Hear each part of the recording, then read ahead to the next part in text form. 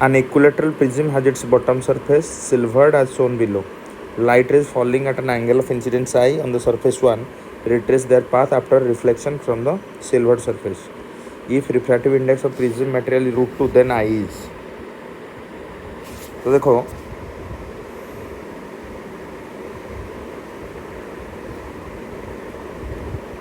तो this is the equilateral triangle. This is the prism. This is 60 degree.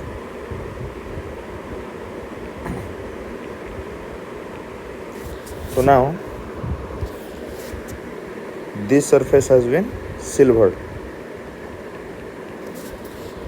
But to retrace, light rays should fall vertically on it. Let it is falling vertically.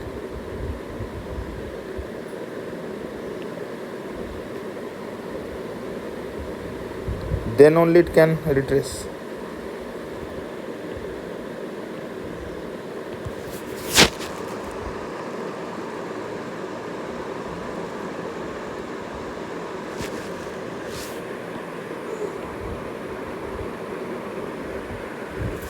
That means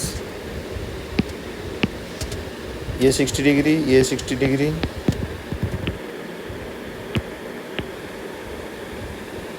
ये 90, ये 30, ये 60 degree. तो apply Snell's law now. अगर Snell's law लगाते हो from the principle of reversibility you can write. इसका refractive index √2 दे रखा है. तो √2 sin 60 is equal to 1 sin I. तो √2 ये हो जाएगा √3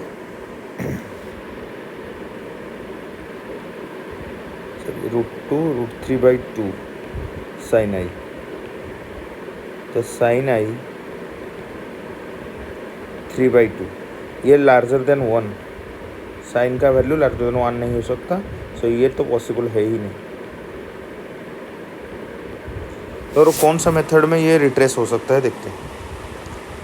देखो सेकंड पॉसिबिलिटी.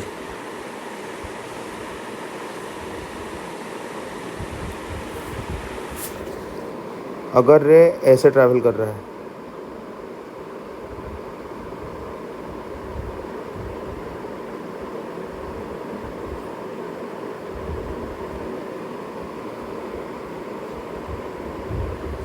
तो ये आपका 60 डिग्री, ये 90, तो ये 30,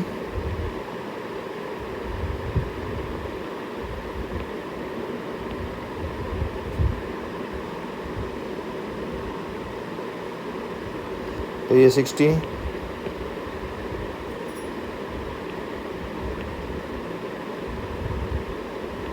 इसका √2 दिया है तो क्रिटिकल एंगल कितना होगा 45 डिग्री.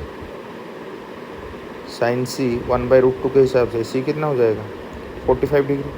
अभी देखो ये जो एंगल ऑफ इंसिडेंस है inside the material 60 degree is more than 45 degree. तो इंटरनल रिफ्लेक्शन होगा.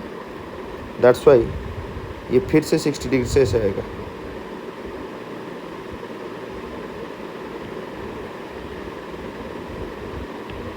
तो ये 60,